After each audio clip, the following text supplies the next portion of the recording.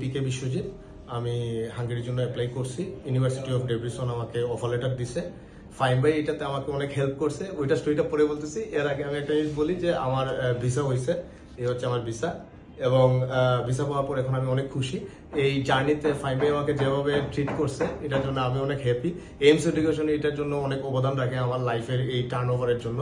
আমার ড্রিম ছিল আমি মাস্টার্স করবো ইলেকট্রিক্যাল ইঞ্জিনিয়ারিং এর উপরে, আমার জবও ছিল ওইটার উপরে। তো আমি এখন অ্যাডভান্স মাস্টার্সের জন্য আমি হাঙ্গেরিতে যাচ্ছি।